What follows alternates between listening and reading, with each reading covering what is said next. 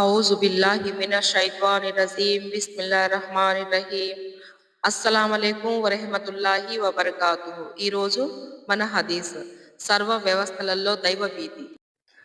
హజరత్ అబూజర్ రజల్లాహు తాలా ఉల్లేఖనం ప్రకారం దైవ ప్రవక్త సల్లల్లాహు అలైహి వసల్లం గారు ఇలా బోధించారు: నీవు ఎక్కడ ఉన్నా అల్లాహ్కి భయపడుతూ జీవించు.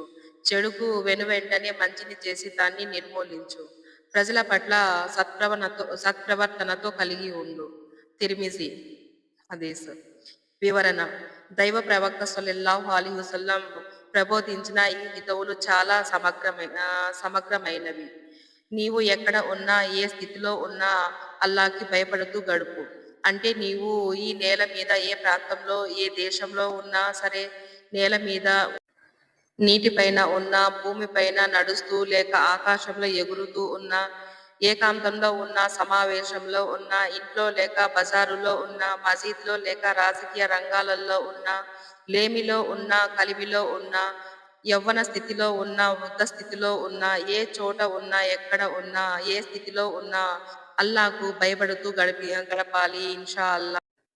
అల్లాహ్ సుబ్హానహు వ తఆలాకు ఇష్టం లేనిది, పాపకరమైనది ఏదీ చెయ్యకూడదు.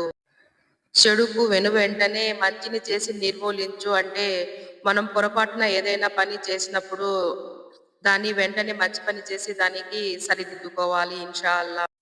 అల్లాహ్ సుబ్హానహు వ తఆలా నాకు మరియు మీకు మంచి బుద్ధిని, మంచి పనులు చేసే సత్ప్రవర్తనను ఇవ్వుగాక. ఆమీన్ యా రబ్బుల్ ఆలమీన్. అస్సలాము అలైకుం వరహ్మతుల్లాహి వబరకాతుహు.